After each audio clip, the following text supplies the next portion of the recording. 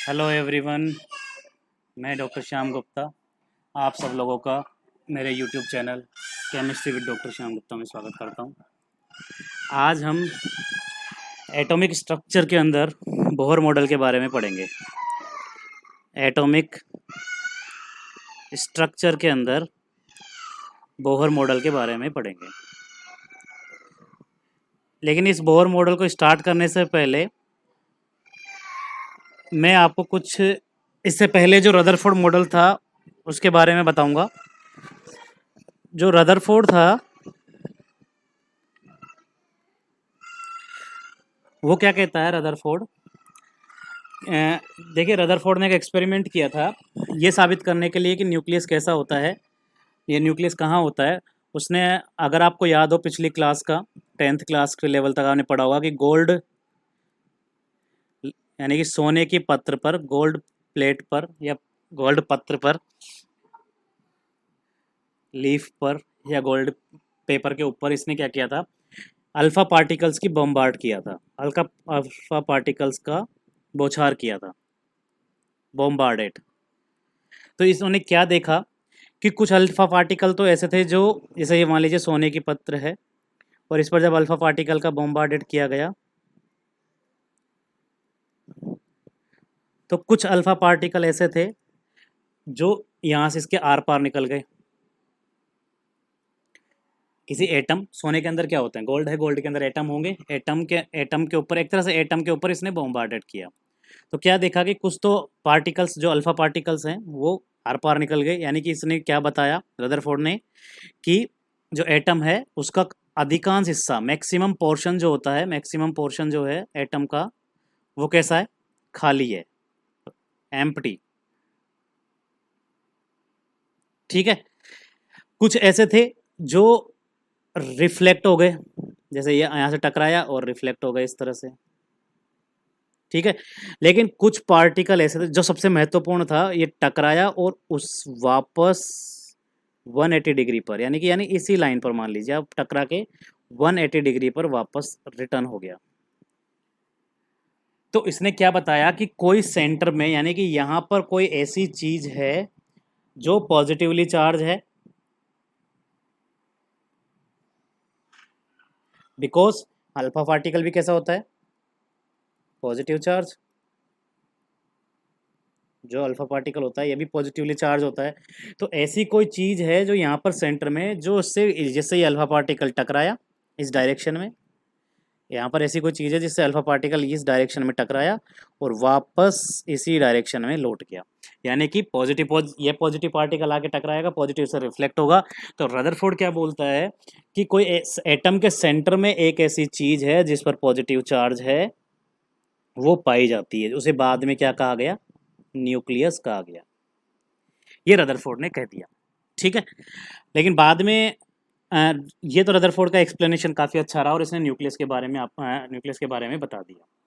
लेकिन मैक्सवेल ने क्या कहा, बाद में एक मैक्सवेल वैज्ञानिक आए, उन्होंने क्या कहा कि अगर जब इलेक्ट्रॉन नाभिक के चारों तरफ चक्कर लगा रहा है, ये नाभिक है हमारा सेंटर में, और इसके चारों तरफ, न्यूक्लियस के चारों तरफ इलेक्ट्रॉन चक्कर लगा रहा है, तो ये एनर्जी रिलीज करता है, according to Rutherford energy release करेगा। और जब एनर्जी रिलीज होती है तो एक समय ऐसा आएगा जब इस इलेक्ट्रॉन को कहाँ चला जाना चाहिए था, नाभिक के अंदर गिर जाना चाहिए। ये मैक्सवेल कहता है रदरफोर्ड के कमेंट के ऊपर। तो यहाँ पर रदरफोर्ड फेल हो जाता है। ठीक है। इसकी, यानी कि रदरफोर्ड के अकॉर्डिंग इलेक्ट्रॉन नाभिक के चारों तरफ चक्कर लगाते हुए अंत में कहाँ गिर जाना चाहिए था, ये मैक्सवेल ने एक्सप्लेन किया था रदरफोर्ड की थ्योरी के बेस पर। यानी कि रदरफोर्ड की थ्योरी की जो स्टडी करी थी वो मैक्सवेल ने करी थी, और उसने ने क्या कहा कि जो मैक्स रदरफोर्ड के अकॉर्डिंग जो इलेक्ट्रॉन नाभिक के चारों तरफ चक्कर लगा रहा है और एनर्जी लॉस कर रहा है, रिलीज कर रहा है, तो अंत में कहाँ गिर जाना चाहिए था, नाभिक के अंदर।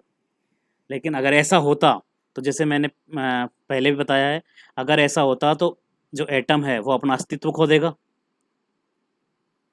एटम जो है अपना अस्तित्व लॉस कर देगा, इसकी एग्जिस्टेंस खत्म हो जाएगी, इसकी एग्जिस्टेंस जो है वो खत्म हो जाएगी। और जब एग्जिस्टेंस ही खत्म हो जाएगी तो कहीं पर भी ना तो मॉलिक्यूल बचेगा ना ही कंपाउंड्स बनेंगे, यानी कि यूनिवर्स का अस्तित्व खत्म हो जाएगा, एग्जिस्टेंस खत्म हो जाएगी।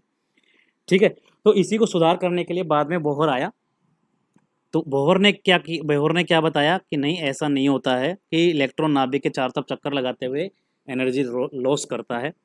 बोहर ने कुछ प्रिंसिपल दिए, इसने 4 प्रिंसिपल, इसने मेनली 3 थे लेकिन हम 4 पढ़ेंगे यहाँ पर। 4 प्रिंसिपल थे दिए। पहला क्या है देखिए, बोहर के अकॉर्डिंग इलेक्ट्रॉन नाभिक के चारों तरफ, इलेक्ट्रॉन नाभिक के चारों तरफ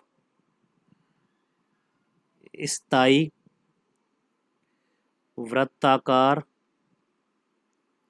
कक्षाओं में, स्थायी सर्कुलर पाथ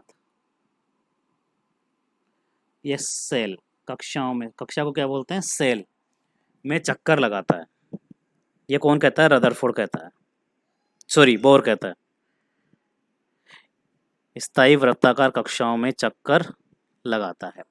इलेक्ट्रॉन नाभिक के चारों तरफ स्थायी वृत्ताकार कक्षाओं में चक्कर लगाता है। यानी कि ये तो हमारा नाभिक है और इसके चारों तरफ हमारा ये सर्कुलर पाथ है, ठीक है, जिसमें हमारा इलेक्ट्रॉन चक्कर लगाता है। इलेक्ट्रॉन्स जो होते हैं वो चक्कर लगाते हैं। तो पाथ कैसा होगा, सर्कुलर होगा, ठीक है, सर्कुलर पाथ, जिसे क्या बोलते हैं, सेल से रिप्रेजेंट करते हैं, कक्षा से रिप्रेजेंट करते हैं और इसको एन से डिनोट करते हैं, एन से दर्शाते हैं, स्मॉल एन से, ठीक है। तो ये इसका पहला प्रिंसिपल है। सेकंड प्रिंसिपल देखिए बहुत महत्वपूर्ण है। देखिए ये इलेक्ट्रॉन नाभिक का हमारा न्यूक्लियस और ये इलेक्ट्रॉन है, जिसमें कोई इलेक्ट्रॉन हमारा सर्कुलर पाथ पे मूव कर रहा है। इस इलेक्ट्रॉन के मूव करने की वेलोसिटी है v, ठीक है, और ये डिस्टेंस है r, ना जो न्यूक्लियस से डिस्टेंस है वो कितनी है, r। अब कोई इलेक्ट्रॉन जब v वेलोसिटी से मूव करता है, यहाँ ध्यान देना, कोई इलेक्ट्रॉन जब v वेलोसिटी से मूव करता है तो क्या करे, इसकी टेंडेंसी क्या है, बाहर ले जाने की। इसको कहाँ लेके जाने की, बाहर की तरफ खींचने की टेंडेंसी है।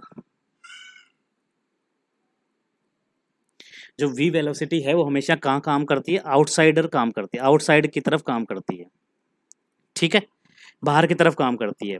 तो क्या होना चाहिए, अगर ये v वेलोसिटी काफ़ी तेज है तो इलेक्ट्रॉन को कहाँ चला जाना चाहिए था, बाहर चला जाना चाहिए, यहाँ से इस तरह से बाहर निकल जाना चाहिए।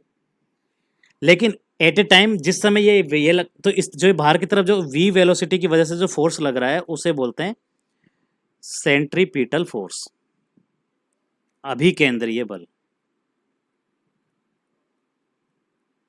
सॉरी अपकेंद्रीय बल, अभिकेंद्रीय नहीं, सेंट्रीपिटल फोर्स अपकेंद्रीय बल, सेंट्रीपिटल फोर्स, ठीक है। और उसी समय ये नाभिक जो है हमारा न्यूक्लियस जो पॉजिटिवली चार्ज है, ये इस इलेक्ट्रॉन को अपनी ओर अट्रैक्ट करेगा इस तरफ। ये फोर्स कहाँ जाएगा, अंदर की तरफ, इसे बोलते हैं सेंट्रीफ्यूगल फोर्स, अभिकेंद्रीय बल,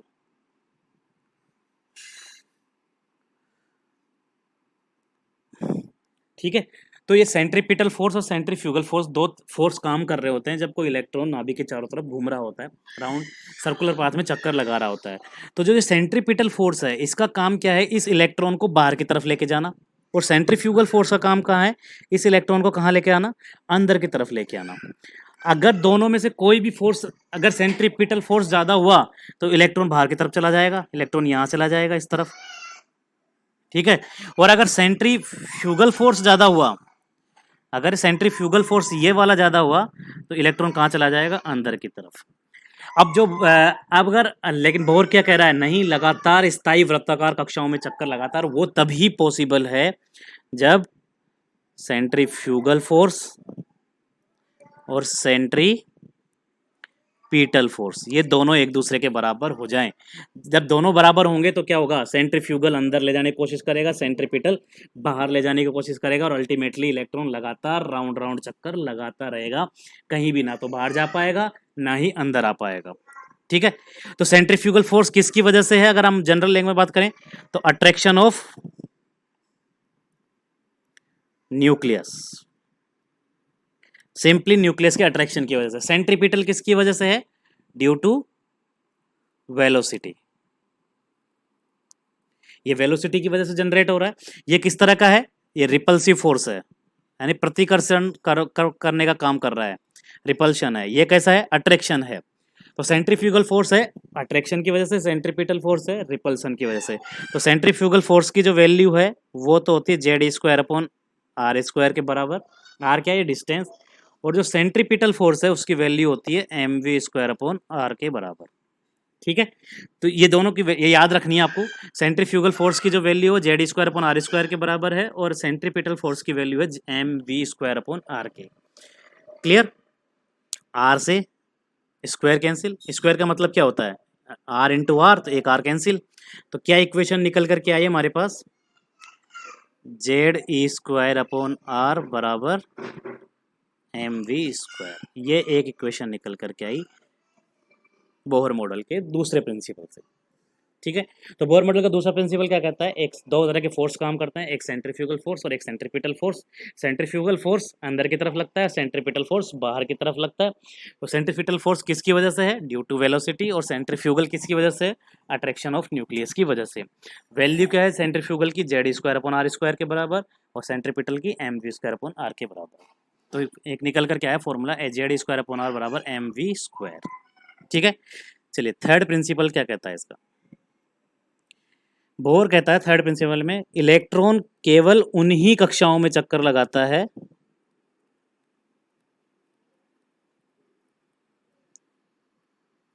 उन्हीं कक्षाओं में चक्कर लगाता है जिनका कोणीय संवेग, कोणीय संवेग को बोलते हैं एंगुलर मोमेंटम।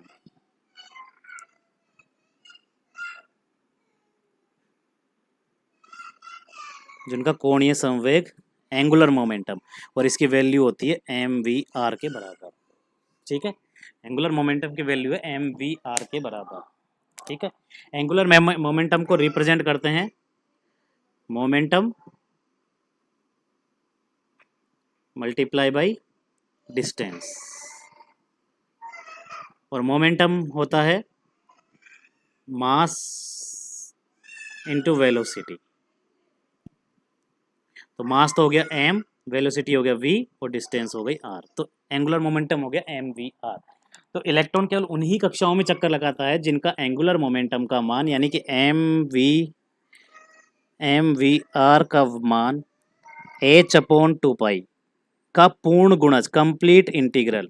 ये h है, ये ध्यान रखें आप, h अपॉन 2 पाई का कंप्लीट इंटीग्रल हो। कंप्लीट इंटीग्रल का मतलब एन एच अपॉन 2 पाई के बराबर हो। यानी कि केवल उन्हीं कक्षाओं में चक्कर लगाएगा जिसका एंगुलर मोमेंटम यानी कि M V R H upon 2 pi का कंप्लीट इंटीग्रल, यानी कि कंप्लीट इंटीग्रल का मतलब एन का मान 1, 2, 3 से लेके इन्फिनेट तक होगा, ना कि 1/2, 3/2, 4/3 इस तरह से नहीं होगा। ठीक है, तो यानी कि दूसरी इक्वेशन निकल के आ गई एम वी आर बराबर एन एच अपॉन 2 पाई। क्लियर? तो ये एक दूसरी इक्वेशन है। अब अगला प्रिंसिपल क्या कहता है बोर का? बोर कहता है कि इलेक्ट्रॉन नाभिक के चारों तरफ चक्कर जो लगा रहा है हमारा इलेक्ट्रॉन, जो रदरफोर्ड बोल रहा है कि चक्कर लगाते हुए एनर्जी लॉस करता है, बोर कहता है नहीं, चक्कर के दौरान कोई एनर्जी लॉस नहीं है। दौरान एनर्जी लॉस नहीं होता है, यानी कि चक्कर के दौरान ना तो एनर्जी एब्जॉर्ब होती है ना ही इमिट होती है। फिर कब होती है? तो बोर कहता है कि कोई इलेक्ट्रॉन यदि यदि कोई इलेक्ट्रॉन, मान लेते हैं ये लेवल है पहला और ये लेवल है दूसरा। पहला दूसरे का मतलब लोअर एंड हायर, निम्न और उच्च। अगर कोई इलेक्ट्रॉन फर्स्ट से सेकंड में जाता है, लोअर से पहले का मतलब क्या है? लोअर, और हाँ इसका मतलब क्या है? हायर। कोई फर्स्ट से सेकंड में जाता है यानी कि लोअर टू हाई जाता है, तो इस दौरान एनर्जी एब्जॉर्ब करता है, यानी अवशोषित करता है। ठीक है, और अगर कोई इलेक्ट्रॉन हाई टू लो में आता है तो इस दौरान एनर्जी रिलीज करता है, इमिट करता है, यानी उत्सर्जित करता है। अगर कोई एनर्जी एब्जॉर्ब करता है, अब तो लोअर टू हाई जाता है, तो एनर्जी मान लेते हैं इसकी एनर्जी कितनी है E1 और इसकी एनर्जी कितनी है E2।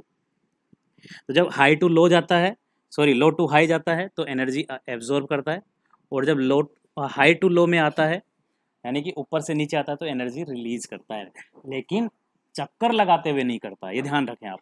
चक्कर लगाने के दौरान कोई एनर्जी रिलीज नहीं होती है, ना ही अवशोषित होती है, ना ही उत्सर्जित होती है, केवल लो to high, high to low में जंप करने के दौरान होती है।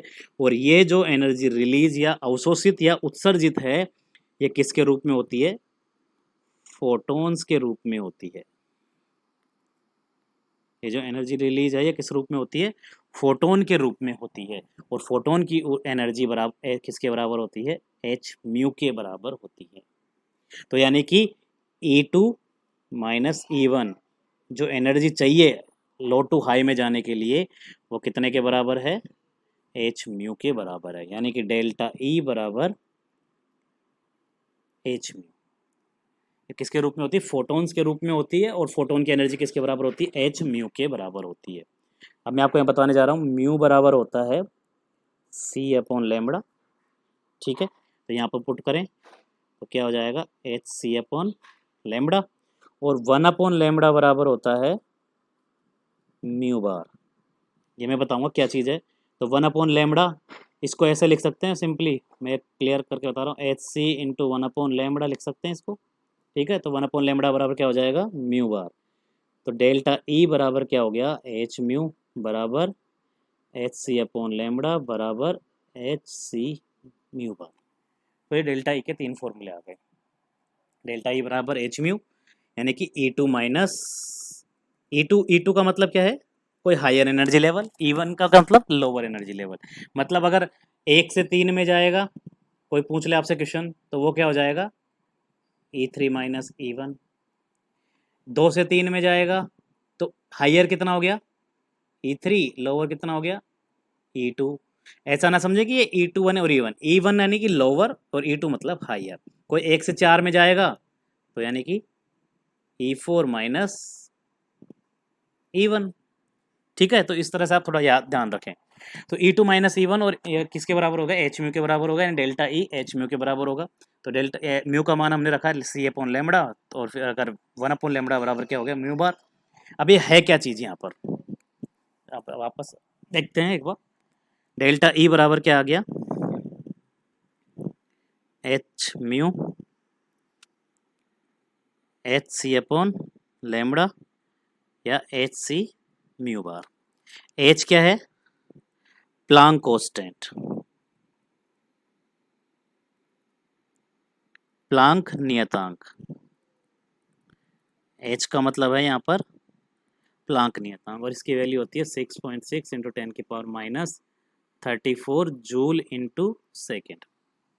ठीक है, याद रखें आप। सी है प्रकाश का वेग, light velocity of light. Lambda है वेवलेंथ, तरंग दैर्ध्य। म्यू बार है वेव नंबर, तरंग संख्या।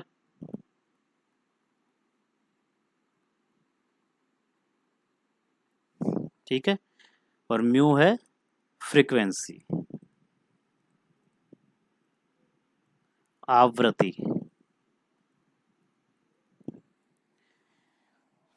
ठीक है, तो ये तीसरा ये फॉर्मूला हो गया इसका। तो 4 नियम हो गए हमारे पास। तो बोहर के अकॉर्डिंग पहला नियम क्या है? इलेक्ट्रॉन नाभिक के चारों तरफ स्थायी वर्ताकार कक्षाओं में चक्कर लगाता है। दूसरे के according Z square upon R बराबर क्या आ गया? M V square. ये फर्स्ट इक्वेशन हो गई। सेकेंड इक्वेशन क्या आई? एम वी आर बराबर एन एच अपॉन 2 पाई। और थर्ड इक्वेशन आई E2 माइनस E1 बराबर डेल्टा ई बराबर एच में। ठीक है, तो ये तीन एक बहुत ही महत्वपूर्ण डेरिवेशन आ गए। अब इन तीन के बेसिस पर ही बोर ने रेडियस, एनर्जी और वेलोसिटी की कैलकुलेशन करी डिफरेंट। तो हम फिलहाल कैलकुलेशन कर रहे हैं रेडियस, जो त्रिज्या है, जो जिस कक्षा में चक्कर लगा रहा है उसकी त्रिज्या की कैलकुलेशन करते हैं। इक्वेशन नंबर सेकंड से देखिए आप, इक्वेशन सेकंड से v बराबर क्या हो जाएगा, ये v को यहीं ऐसे कैसे रहने दिया मैंने, एम आर का भाग लग जाएगा इधर, तो क्या हो जाएगा 1/mr NH/2π। ठीक है, इस v की वैल्यू को फर्स्ट में डाल दें इक्वेशन 1 में, क्या हो जाएगा m इंटू 1/mr NH/2π का स्क्वायर, ये v की वैल्यू रख दी क्योंकि स्क्वायर है, बराबर Z²/r। ठीक है, चलिए देखते हैं आगे। तो क्या हो जाएगा देखो, m इंटू 1/m²r²। जब हमने उसको ओपन करेंगे हम, देखिए यहाँ पर इसको ओपन करेंगे तो m²r² हो जाएगा ये, और ये n²h²/4π² हो जाएगा इसका स्क्वायर। ठीक है, तो इंटू n²h²/4π², और सामने क्या है Z²/r, Z²/r। ठीक है, चलिए नेक्स्ट चलते हैं। अब देखिए m से ये स्क्वायर कैंसिल, क्योंकि 2 m है तो एक कैंसिल हो गया, r से स्क्वायर कैंसिल, क्या बचा यहाँ 1/mr n²h²/4π² बराबर Z²। r को इधर ले आए, Z² को इधर ले आए, तो r इधर जाएगा तो यहाँ क्या बचा n²h², ऐसे कैसे, ये नीचे आएगा तो 4π² m Z² 4π² m Z² बराबर r। तो ये एक r का फॉर्मूला आ गया जो रेडियस का है, n²h²/4π² m Z²। अब यहाँ पर देखिए h प्लांक कांस्टेंट अभी थोड़ी देर पहले बताया मैंने आपको, 6.6 × 10⁻34 जूल इंटू सेकेंड। पाई की वैल्यू आपको पता है 3.14। m इलेक्ट्रॉन का मास, द्रव्यमान जिसकी वैल्यू होती है, इलेक्ट्रॉन का द्रव्यमान 9.1 × 10⁻31 kg।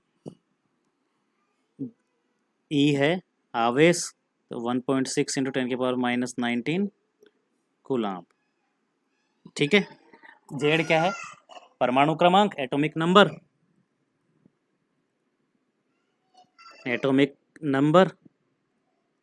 और N क्या है, कक्षा का number, shell number. Atomic number मतलब परमाणु क्रमांक हिंदी में, और सेल नंबर मतलब कक्षा का संख्या, कक्षा की संख्या। ठीक है, ये वैल्यूज पुट कर दें सारी, तो पुट करने पर r का फॉर्मूला जो आएगा 0.529 n²/z एंगस्ट्रम के अंदर, ये फॉर्मूला आएगा। अब आपको एग्जाम में n का मान दे देगा, z का मान दे देगा, और आपसे सिंपली कैलकुलेशन करवा लेगा। ठीक है, तो देखते हैं कोई एक दो चीज़, एक क्वेश्चन देखते हैं।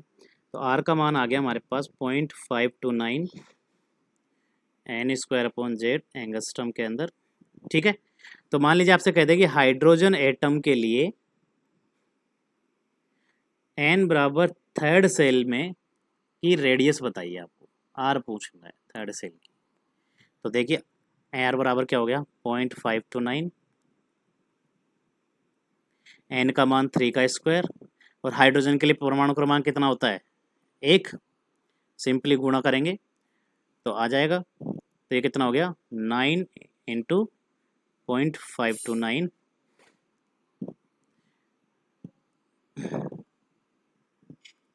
क्या हो जाएगा 0.529 × 9, सोल्व करेंगे तो जो भी आंसर आएगा गुना भाग करने पर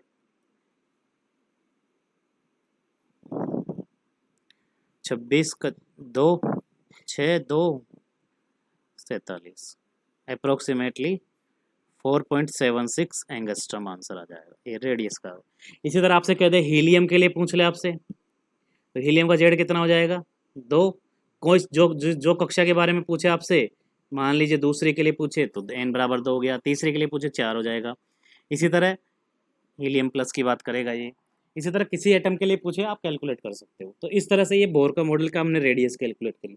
नेक्स्ट वीडियो में अपन इसकी एनर्जी और वेलोसिटी की बात करेंगे। तो यहाँ तक आप पढ़िए, उसके बाद नेक्स्ट वीडियो के अंदर अपन इसके एनर्जी और वेलोसिटी के बारे में बात करेंगे। कोई प्रॉब्लम हो किस तरह के तो आप पूछ सकते हैं, कमेंट कर सकते हैं। बाकी चैनल को आप लाइक करिए, जो लाल कलर का आपको बटन दिखाई दे रहा होगा सब्सक्राइब का, उसको सब क्लिक करिए, सब्सक्राइब करिए। Thank you.